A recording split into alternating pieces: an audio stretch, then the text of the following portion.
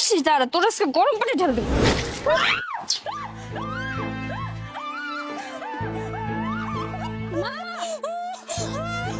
বাহ বাহ, চমৎকার। এতদিন যা শুনেছি তা আজকে নেত্রকে দেখলাম। এই, তুই কি করে পারলি তোর মাকে এই গরম পানিটা ঢেলে দিতে? আরে খালাম্মা, খালুজান, আসসালামু আলাইকুম, ভালো আছেন? ওয়ালাইকুম আসসালাম, আছি ভালো। তা কই যেতেছেন? নিশ্চয় মায়ের বাড়িতে। হ মা, মায়ের দেখে আসি। আপনাকে দেখে তো ভালোই মনে হয়। তা মাইয়াটা একটু মানে শিক্ষিত জাতের মার তো মাইয়া বানাইতে পারেন নাই।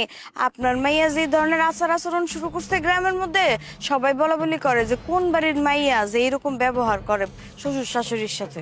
তুমি কি কইতাছো উল্টা পাল্টা কথা? কি করছে আমার মেয়ে এমন? শুনেন খালাম্মা, আমি আপনার বুঝায় কইতাছি। আপনার মাইয়া শাশুড়িটারে দিয়ে সারাটা দিন কাজ করা, রান্না বান্না থেকে শুরু কইরা কাপড় ধোয়া, ঘর মোছা, তারপর হচ্ছে পানি আনা, সমস্ত কাজ বুড়া মানুষের দিয়ে করায়। কেন নিজে একটু কাজ করতে পারে না? নিজে একটু কাজ করলে কি হয়, হাত কি ক্ষয় হয়ে যাইব?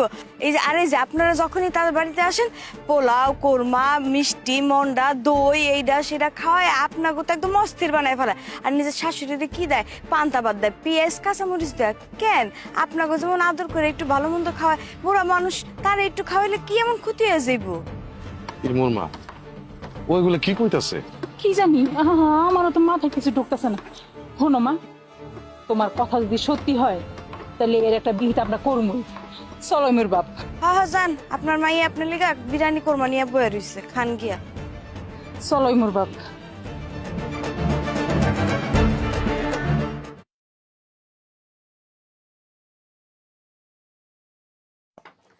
বুড়ির ঘরের বুড়ি আবার বাড়িতে এনে শুয়ে পড়ছে। কালকে বাড়ি থেকে বাইর করে দিছে, আবার আসছিস দাঁড়া, তোর আজকে গরম পানি ঢেলে দেবো।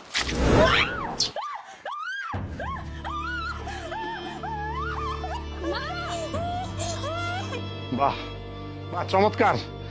এতদিন যা শুনেছি তা আজকে নেত্রকে দেখলাম। এই, তুই কি করে পারলি তোর মাকে এই গরম পানিটা ঢেলে দিতে? আব্বা, আমি তো জানি না এটা মা, আমি মনে করছিলাম আমার শাশুড়ি কালকে বাড়ি থেকে বাইর করে দিছে। আমি ভাবছি বুড়িটা আবার বাড়ি এসে। মা মা আমি বুঝি নাই যে তুমি ছিলে জায়গা। মা তুই বুঝিসনি তোর মা ছিল, কিন্তু এটা যে তোর শাশুড়ি ছিল এটা মনে করেই তো তুই পানিটা ঢেলেছিলি, তাই না? আচ্ছা, তুই কি করে তোর শাশুড়িকে পানিটা ঢালতি বল?